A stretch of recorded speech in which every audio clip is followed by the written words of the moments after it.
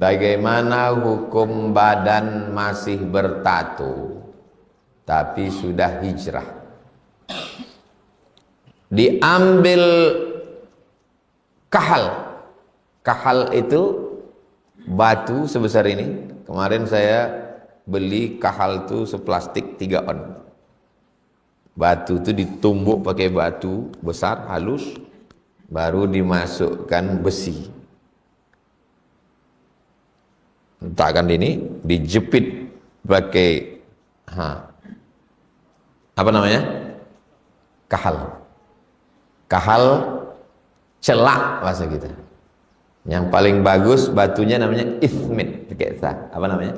Ismit. Itu obat mata. Tumbuk halus, masukkan ke tabung besi, masukkan besi. Besinya apa? Jari-jari sepeda. Jangan sampai yang bekarat.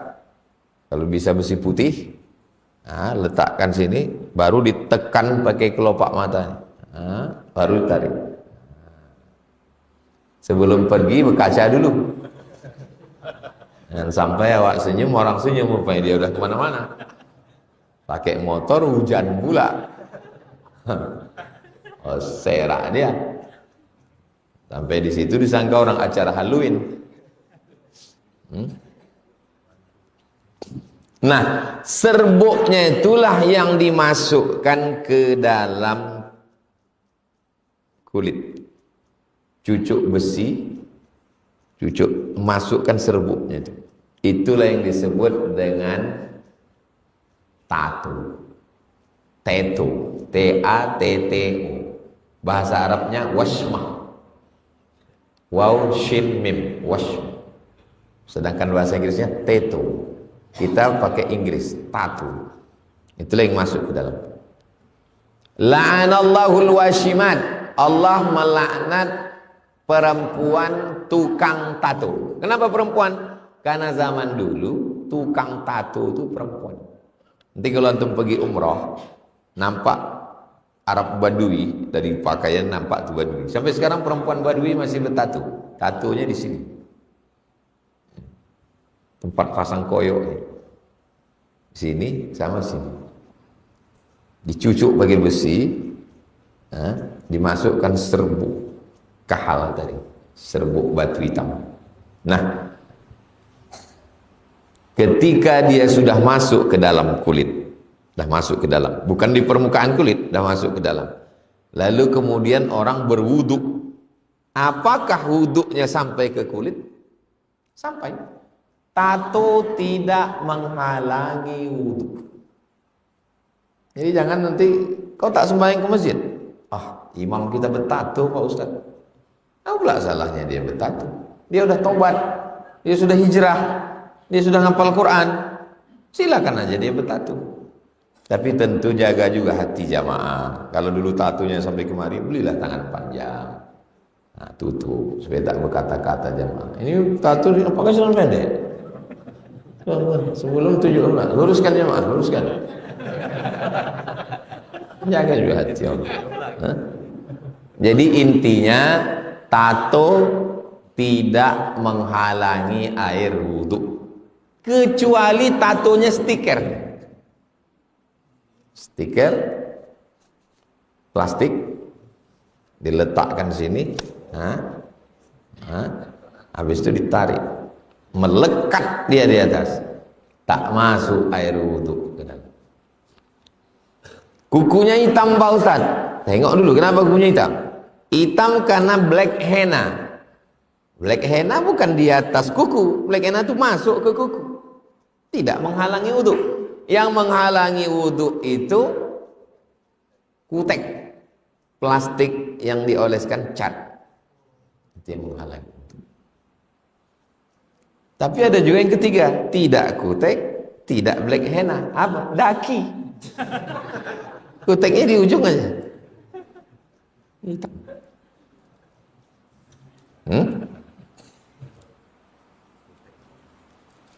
Masuk dia ke kulit, lalu ada alatnya sekarang, ditembak pakai laser. Tembak pertama abu-abu, tembak kedua hilang sama sekali. Seandainya dia tidak mau buang, tak apa. Jadi beberapa yang sudah hijrah nanya, Ustaz, ini saya buang atau saya biarkan? Ya terserah, nyamannya gimana? Nyamannya saya buang lah Pak Ustaz. Pergi ke tempat tembak. Saya Pak Ustaz gak mau saya buang, saya biarkan aja. Biar bebas parkir. Biar kalau ada acara kenduri gak ngantri kita Pak Ustaz. Biar agak segan sedikit orang. Bagus. Ke masjid tengok orang. Dia bertatu aja ke masjid. Kau baru satu. Satu-satunya tatu inilah. Itu pun mau niru Rano Karno. Orang zaman dulu banyak tatunya cuma tai lalat satu. Itu pun udah kabur pula. Bagaimana hukum badan masih bertato tapi sudah hijrah? Tak ada urusan. Salatnya sah, puasanya sah, zakatnya sah, hajinya sah, umrahnya sah. Waktu masuk Masjidil Haram, waktu tawaf itu kan ittiba, kainnya kan nampak. Apa orang-orang bertato-tato itu sampai kemari itu. Apa ada polisi Masjidil Haram untuk melarang masuk? Haji gitu ada. Apa-apa, dia tidak menghalangi dan dia bukan najis, boleh, tak perlu disetrika kulit itu.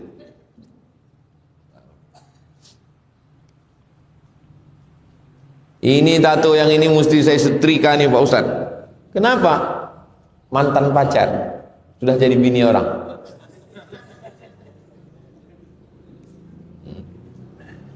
Apakah ada dampak dengan rezeki? At-taibu minadz-dzambi kama la dzambalah. Orang yang bertaubat kama la dzambalah, sama macam orang yang sudah tak ada dosa sama sekali. Tak ada dosa. Jadi jangan ini agak-agaknya rezeki kita ini macet karena belum ngapus tato. Nanti dihapus tato itu macet juga. Nah, kalau gitu kita balikkan tato ini balik. Tak ada hubungan. Jadi macam mana yang masalah rezeki kita ini? Surat At-Talaq. Wa may yattaqillaha yaj'al lahu makhraja. Siapa yang takwa kepada Allah, maka dikasih Allah solusi hidupnya. Wa yarzuqhu min haitsu la yahtasib. Dikasih rezeki dari jalan yang tak disangka-sangka. Mengundang rezeki yang pertama yang paling hebat adalah dua,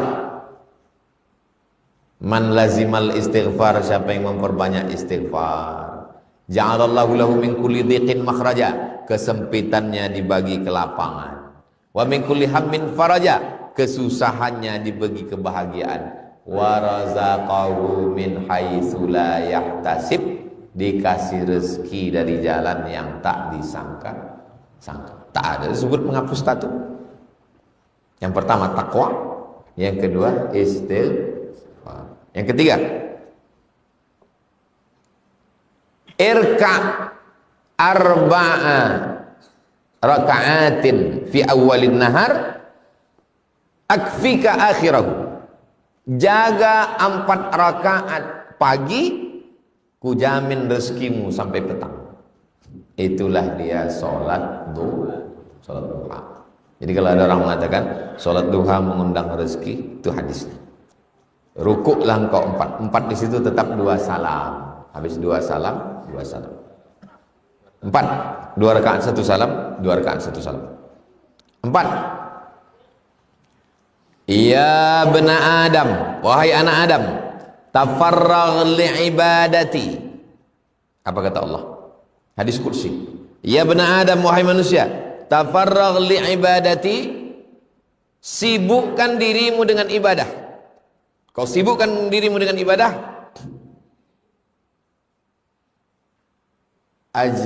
Ja'altu fi sadrika ghinan, kuat hatimu merasa cukup. Wa asuddu faqra, kututupi segala kebutuhan.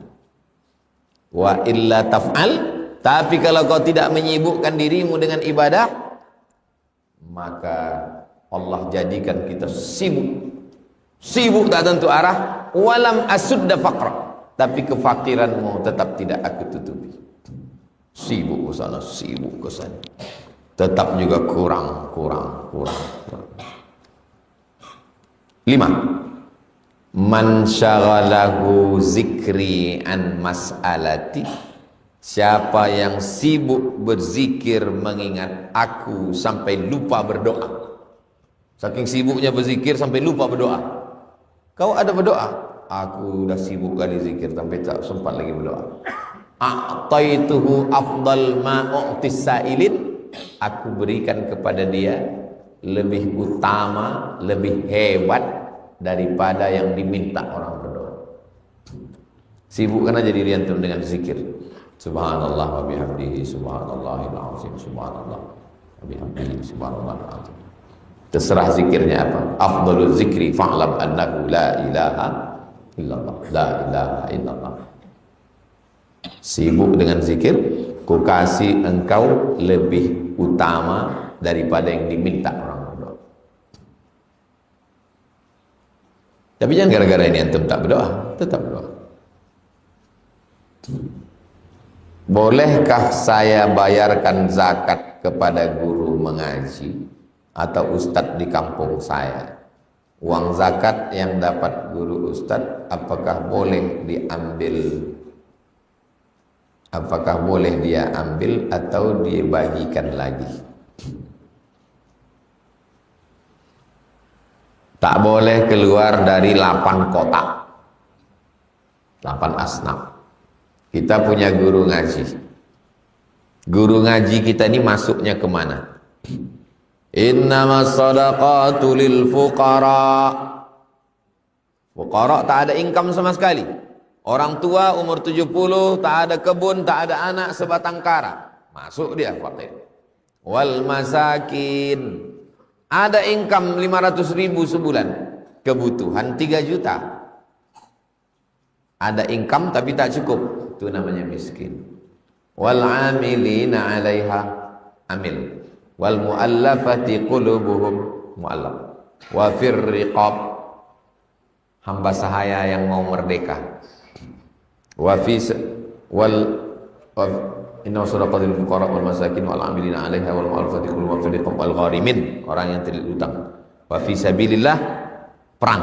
Wa binis sabil, musafir yang putus belanja, datang dari Palembang, datang dari Bengkulu, datang dari Jawa, mau pergi ke Aceh, putus belanja. Ibnu Sabil. Sekarang guru ngaji itu masuknya kemana? Dia masuknya ke miskin, dapat. Dia masuknya ke fakir, dapat. Dia masuknya ke amil, dapat. Dia masuknya ke gharim wal gharimin, dapat. Dah. Kalau masuk, kalau tak masuk, dah. Saya dikasih orang, tertulis di situ zakat. Zakat. Boleh saya ambil apa tidak? Aku pula tak boleh. Tapi kalau saya berfatwa untuk diri saya sendiri, tentu yang saya ambil dalil yang menguntungkan. Maka kalau untuk diri saya tak bertanya ke diri saya tanya Komisi Fatwa MUI Provinsi Riau. Assalamualaikum Ustaz. Waalaikumsalam. Saya dikasih orang zakat, bolehkah saya ambil? Tidak. Antum tak masuk dalam 8 asnaf. Saya balikkan. Mohon maaf ya Pak, jangan tersinggung. Kata Komisi Fatwa, aku tak masuk. Jaga diri. Jadi antum nanti kalau pulang ada orang ngasih zakat, antum tanya kawan, aku dapat enggak? Ditanyanya balik, aku dapat berapa? Gitu deh. Oke, uang zakat yang diambil guru ngaji saya tadi. Oh, rupanya guru ngajinya mau diambil. Apakah boleh dia ambil sendiri atau dibagikannya lagi? Kalau dia termasuk dalam 8 asnaf, ambillah. Tapi kalau tidak, balikkan. Supaya dibagikan oleh Badan Amil Zakat Nasional. Apakah istri dan anak yang tidak taat kepada Allah, dosa dan tanggung jawabnya di akhirat jadi tanggungan suami? Selangkah kaki suami masuk ke surga, selangkah kakinya tertinggal di neraka.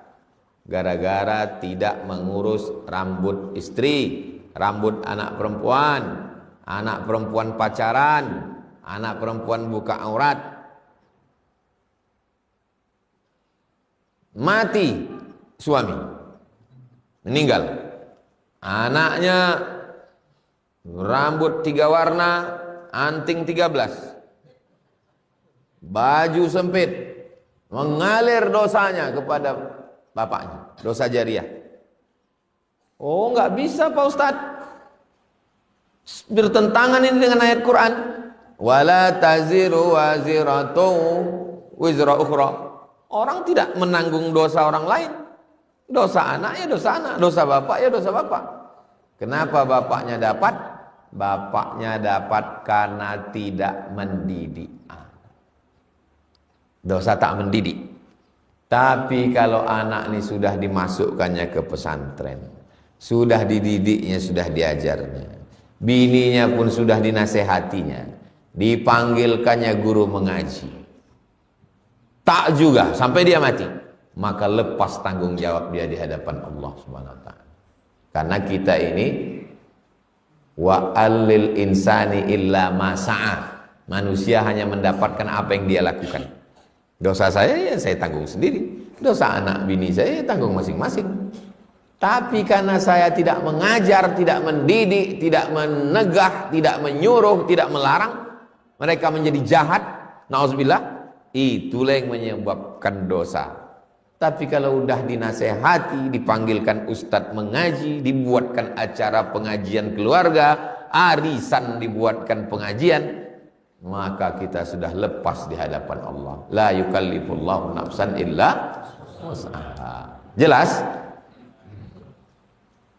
Jadi kalau ada ustadz yang mengatakan mengalir dosanya, betul. Kalau dia tidak mendidik, tak mengajar.